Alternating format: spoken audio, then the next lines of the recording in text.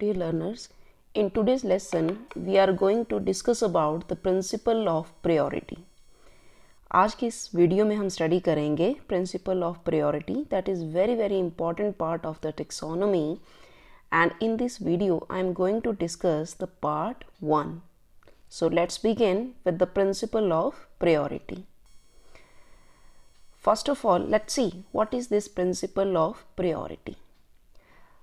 देखिए एक्चुअल में क्या है, प्रिंसिपल ऑफ प्रायोरिटी का बेसिक कंसर्न एक्चुअल में किसी भी पर्टिकुलर टेक्सोनोमिक ग्रुप को सिंगल करेक्ट नेम प्रोवाइड करने का रहता है. And this is principal of priority is important rule of ICBN. ये ICBN का इम्पॉर्टेंट रूल है, that is principal of priority. तो एक बार फिर से मैं बता दूं कि प्रिंसिपल ऑफ प्रायोरिटी में हम क्या करते हैं, जो भी टेक्सोनोमिक ग्रुप है या पर्टिकुलर टेक्सोनोमिक ग्रुप है, इसको हम प्रोवाइड करेंगे सिंगल करेक्ट नेम. तो सिंगल करेक्ट नेम जो है वो प्रोवाइड किया जाता है. फर्स्ट ऑफ ऑल हम क्या करते हैं कि जो भी आइडेंटिफिकेशन के बाद लेजिटिमेट या इललेजिटिमेट नेम्स हैं उनको हम आइडेंटिफाई करते हैं. मतलब कि किसी भी पर्टिकुलर टेक्सोनोमिक ग्रुप के लिए जो भी वैलिड या इनवैलिड नेम्स हैं उनको हम आइडेंटिफाई करेंगे. अब एक्चुअल में क्या करते हैं कि अगर तो इनवैलिड नेम है, इललेजिटिमेट नेम है, तो उसको हम रिजेक्शन देंगे. लेकिन अगर लेजिटिमेट या वैलिड नेम हुआ तो उस वैलिड नेम को हम क्या करते हैं, सिलेक्शन करते हैं as a correct name.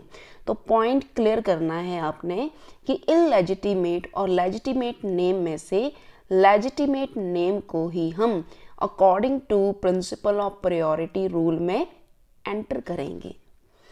For taxa at the species level and below the correct name is either the earliest legitimate name or a combination which is based on the earliest legitimate name, or a combination that becomes a tautonym which is later on homonym and rendering it illegitimate. अब यहाँ पर क्या point clear किया जा रहा है कि जो भी आप प्रायोरिटी का प्रिंसिपल प्रोवाइड करते हैं किसी भी पर्टिकुलर टेक्सा के लिए, तो वो स्पीशीज लेवल के बिलो रहेगा. अब लेजिटिमेट नेम जो भी हम कंसीडर करते हैं, प्लीज़ वो ध्यान रखें वो नाम कोई टॉटोनिम नहीं होना चाहिए. अगर वो टॉटोनिम हुआ, टॉटोनिम बोलने का मतलब है कि जब जेनरिक नेम और स्पेसिफिक एपिथेट एक जैसा होता है, लाइक मैलस मैलस, तो मैलस मैलस क्या है, एक टॉटोनिम है. तो भाई हम टॉटोनिम को इललेजिटिमेट कंसीडर करेंगे और उसको हम लेजिटिमेट कंसीडर नहीं कर सकते. मतलब कि प्रिंसिपल ऑफ प्रायोरिटी में टॉटोनिम्स का क्या किया जाता है, रिजेक्शन किया जाता है. इसके बाद हम स्टडी करेंगे कुछ examples for the principle of priority. तो सबसे पहले let's start with the example first. That is first example मैं यहाँ पर मेंशन कर रही हूँ with respect to same species of Nymphaea. तो निम्फिया की सेम स्पीशीज के लिए, अब देखिए सेम स्पीशीज के नाम अलग अलग दिए जाते हैं बाय द डिफरेंट ऑथर्स और वर्कर्स. जैसे निम्फिया नौशैली, तो निम्फिया नौशैली बर्म 1768 में ये नाम दिया गया है. इसी तरह से 1799 में जो नेमिंग आई है that is Nymphaea pubescens by the Willd and Nymphaea torus given by Hook in 1882. तो अब यहाँ पर हम फॉलो करेंगे दिस प्रायोरिटी प्रिंसिपल या प्रिंसिपल ऑफ प्रायोरिटी. तो इस क्राइटेरिया के अकॉर्डिंग जो वैलिड नेम होगा, वो वैलिड नेम हम कौन सा कंसीडर करेंगे भाई, जो अर्लीस्ट पब्लिकेशन में है. जैसे 1768 है, 1799 है और फिर 1882 है. तो इन तीनों डेट्स में से जो अर्लीस्ट डेट ऑफ पब्लिकेशन है वो 1768 है. तो जब भी हम साइटेशंस को रिटन फॉर्म में लिखेंगे तो साइटेशन कैसे लिखी जाएगी, जो अर्लीस्ट नेम है उसको हम वैलिड लेजिटिमेट नेम बोलेंगे. For example Nymphaea nouchali Burms 1768 ये वैलिड नेम होगा, जबकि Nymphaea pubescens Willd 1799 and Nymphaea torus that is given by the Hook 1872 ये दोनों नाम कैसे रिगार्डेड होंगे? As a synonyms. तो वैलिड नेम कौन सा आया? वैलिड नेम है नौशैली, और प्यूबिसेंस एंड टॉरस ये जो दो नाम आप यहाँ पर देख रहे हैं ये क्या है? इसके सिनोनिमस नेमिंग्स हैं। तो आई होप यहाँ पर आपको क्लियर हुआ होगा कि निम्फिया के केस में जो वैलिड नेम है वो वही नाम होगा जो अर्लीस्ट पब्लिकेशन में आएगा ईयर वाइज। चलिए नेक्स्ट हम बात करते हैं एग्जाम्पल 2 की बात करते हैं। अब एग्जाम्पल 2 में हम एग्जाम्पल किसका ले रहे हैं? हम एग्जाम्पल ले रहे हैं कॉमन एप्पल का, which was described by the Linnaeus. तो कॉमन एप्पल की हम बात करेंगे जो कि लीनियस ने डिस्क्राइब करा था। तो देखिए पायरस मैलस इन 1753, तो लीनियस ने कॉमनली इसको नाम दिया था Pyrus malus. The species was subsequently transfer to the genus Malus, लेकिन बाद में जीनस चेंज हो गया, मतलब पायरस की जगह जो जीनस था वो बन गया malleus, but in combination with malleus malleus. अब क्योंकि जीनस जो है वो मैलस में शिफ्ट किया गया, तो अब कॉम्बिनेशन क्या बना? मैलस मैलस, जो कि लीनियस ने, जो कि ओरिजिनल साइंटिस्ट है, और रिवाइज किया गया बाय दी ब्रिट 1888। लेकिन हम कभी भी मैलस मैलस को वैलिड या लेजिटिमेट नेम कंसीडर नहीं कर सकते, और इसका रीज़न क्या है? क्योंकि ये एक टॉटोनिम है। आप देख रहे हैं कि इसमें जीनस और स्पेसिफिक एपिथेट सेम आ रहे हैं, तो टॉटोनिम को हम खास करके बॉटनी के केस में हम इनको वैलिड नेम कंसीडर नहीं करते हैं। इसी तरह से तो पायरस मैलस 1753 में लीनियस ने दिया था, और बाद में पायरस को शिफ्ट किया गया था जीनस मैलस में, और कॉम्बिनेशन बना था मैलस मैलस, लेकिन मैलस मैलस रिजेक्टेड है क्योंकि ये एक टॉटोनिम है। 2 other binomial under malleus available for the Apple. अब मैलस जीनस में 2 और नाम दिए गए हैं हमारे पास, जैसे कि मिल ने दिया है मैलस प्यूमिला 1768 में, and Malus domestica by the Boruc in 1803। अब 2 नाम और आए हैं हमारे पास, that is Malus pumila and Malus domestica।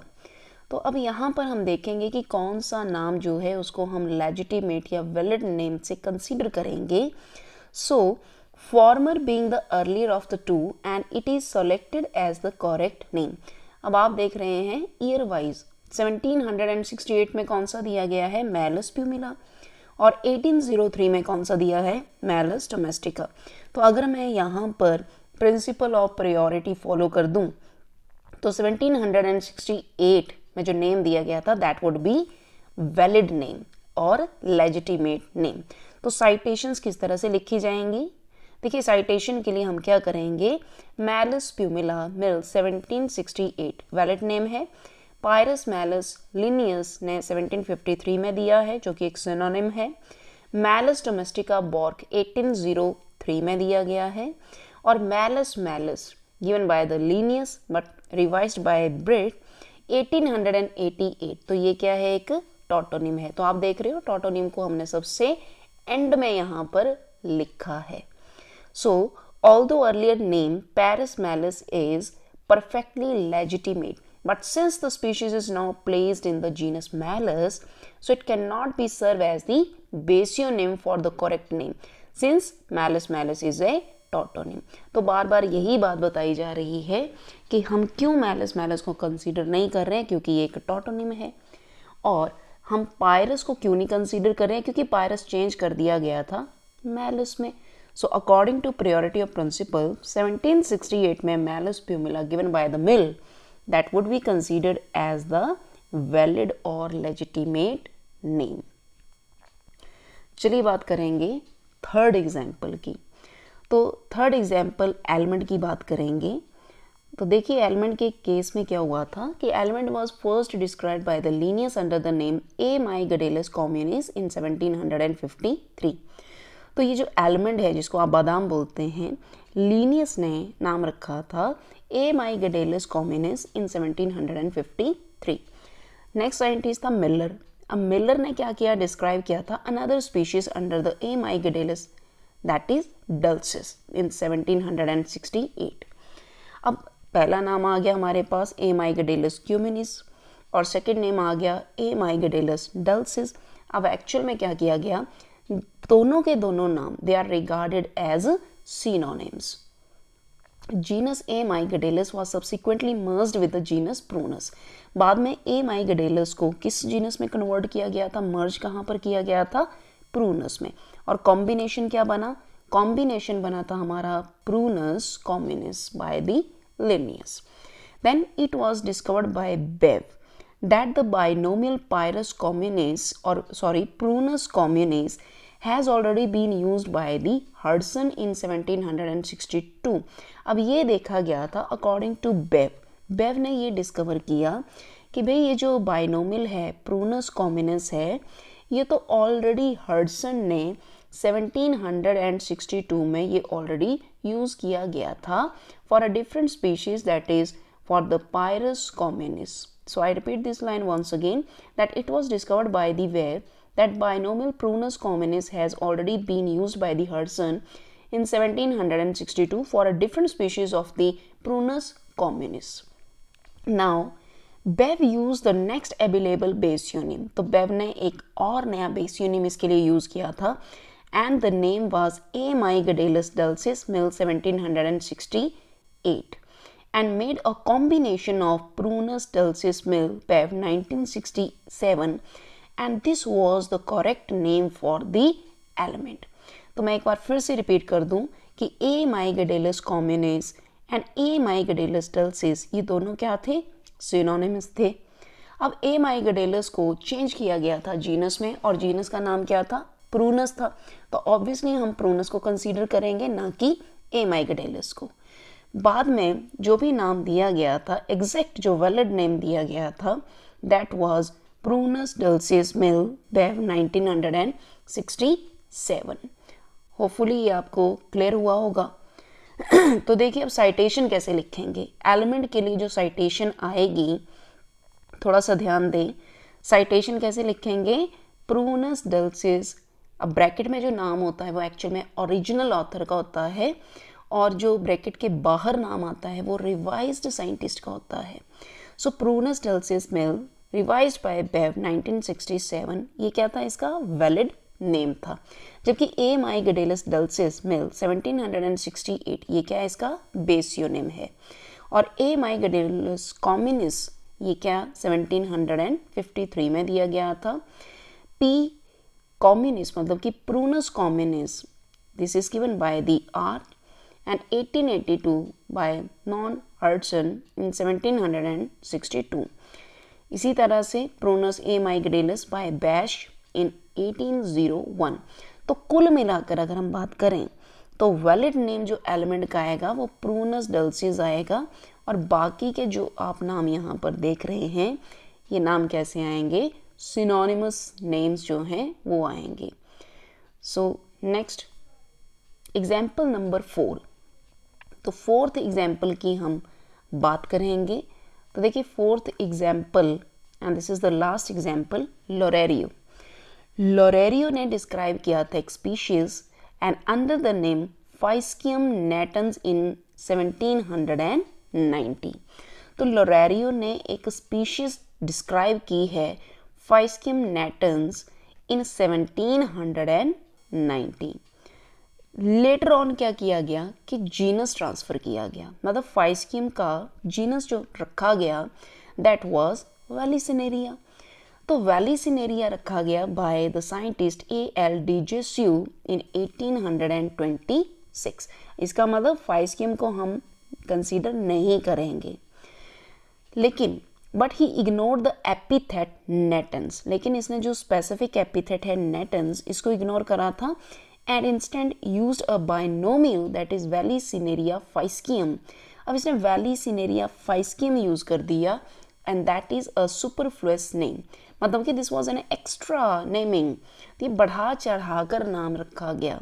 अब देखिए एक्चुअली में हुआ क्या था कि लोरेरियो ने नाम रखा था स्पीशीज़ का फाइस्कियम नेटेंस, ठीक है, जीनस चेंज किया गया वैलिसिनेरिया, लेकिन जब वैलिसिनेरिया रखा गया तो भाई नाम वैलिसिनेरिया फाइस्कियम नहीं होना चाहिए था, वैलिसिनेरिया नेटेंस रखते तो शायद हम इसको कंसीडर कर लेते। Next point, two Asiatic species with independent typification were described subsequently under the name Vallisneria gigantea by the Grabiner in 1912 and Vallisneria asiatica Mickey in year 1934। तो देखो जो सुपरफ्लुअस नेम होता है, जैसे कि वैलिसिनेरिया फाइस्कियम है, ये सुपरफ्लुअस नेम है, इसको हम कंसीडर नहीं करेंगे। तो दो एशियाटिक स्पीशीज़ के लिए जो कि इंडिपेंडेंट टाइपिफिकेशन के साथ थी, उनको वैलिसिनेरिया जाइजेंटिया और वैलिसिनेरिया एशियाटिका जो है लेटर ऑन ये नाम दिए गए थे। हारा जो कि एक साइंटिस्ट है that made a study of Asiatic specimen and he concluded that all these names are synonyms. अब हारा ने स्टडी किया और उसने देखा कि जो भी ये एशियाटिक स्पेसिमन्स वो स्टडी कर रहा है और जो भी ये नेमिंग दिए गए हैं, ये सारे के सारे नेम कैसे हैं, सिनोनिमस हैं। And also that Vallisneria spiralis Linn, with which most of the Asiatic specimens were identified, does not grow in Asia, as there is no legitimate combination based on Faiscium natans lore exists. He made one Vallisneria natans lore Hara 1974। अब आप कुल मिला के ये देख पा रहे होंगे कि वैलिड नेम कौन सा आने वाला है। वैलिड नेम आएगा हमारे पास वैलिसिनेरिया, क्यों? क्योंकि जीनस चेंज किया गया था। सेकंड आएगा जीनस कौन सा आएगा, सॉरी स्पीशीज़ कौन सी आएगी, नेटेंस, क्योंकि इनिशियली क्या किया गया था, फाइस्कियम को रखा गया तो फाइस्कियम नहीं आएगा, नेटेंस आएगा। और लोरेरो का ये नेम दिया गया है, लेकिन रिवाइज किसने किया है, हारा ने 1974 में। अब हम देखेंगे कि एग्जैक्ट साइटेशन इस नाम के लिए according to principle of priority citation किस तरह से आएगी। तो आप देखिए साइटेशन किस तरह से आएगी। सबसे पहले आएगा Vallisneria natans given by Loureiro and that was the original scientist and revised by Hara in 1974। तो ये नाम जो है ये क्या है, वैलिड नेम है। फाइस्कियम नेटेंस जो कि लोरेरो ने 1790 में दिया था, ये क्या था, बेसियोनिम था, लेकिन क्योंकि फाइस्कियम चेंज किया गया था वैलिसिनेरिया में, तो इसको हम वैलिड नेम या बेसिक नेम जो है वो कंसीडर नहीं कर सकते। और बाकी के जितने भी नाम थे, जैसे वैलिसिनेरिया फाइस्कियम है, वैलिसिनेरिया जाइजेंटिया है या एशियाटिका है या वैलिसिनेरिया स्पाइरालिस है, ये सारे के सारे जो नेमिंग आएंगी ये कैसे आएंगी, ये आएंगे सिनोनिमस नेम्स आएंगे। तो भाई जो वैलिड नेम होगा या लेजिटिमेट नेम होगा वो आएगा वैलिसिनेरिया नेटेंस बाय हारा 1974। तो आई होप यहाँ पर आप थोड़ा सा रिलेट कर पा रहे होंगे कि प्रिंसिपल ऑफ प्रायोरिटी में किस तरह से हम पर्टिकुलर नेमिंग जो है वो प्रोवाइड करते हैं। भाई इसमें ध्यान रखना पड़ता है कि सबसे पहले मैं एक बार फिर से बता दूं कि सबसे पहले तो ये ध्यान रखना पड़ता है कि पब्लिकेशन का डेट क्या था। अर्लीस्ट डेट में जो पब्लिकेशन में आया होगा पर्टिकुलर नेम, उसको हम क्या कंसीडर करते हैं, वैलिड नेम कंसीडर करते हैं। इसी तरह से अब क्योंकि अगर मान लो जीनस चेंज कर दिया जाए तब भी हम फिर अकॉर्डिंग टू पब्लिकेशन डेट नहीं चलेंगे, फिर उसके बाद हम आफ्टर जीनस कन्वर्जन या जीनस चेंज करने के बाद हम देखेंगे कि अर्लीस्ट पब्लिकेशन डेट कौन सी थी, तो उसके अकॉर्डिंग हम नाम रखेंगे। इसी तरह से अगर हम बात कर रहे हैं टॉटोनिम्स की, तो टॉटोनिम्स जो हैं वो कभी भी कंसीडर नहीं किए जाते हैं एज अ वैलिड नेम। तो टॉटोनिम्स को कभी भी हम वैलिड नेम कंसीडर नहीं करते हैं। तो आई होप यहाँ पर आपको थोड़ा सा आइडिया लगा होगा जो भी हमने डिस्कस करा है प्रिंसिपल ऑफ प्रायोरिटी। तो भाई जो भी PDF का लिंक है वो आपको डिस्क्रिप्शन बॉक्स में मिल जाएगा। And thank you so much. और मैं इसके limitation of principal of priority जो कि पार्ट 2 में हम डिस्कस करेंगे। So thank you so much.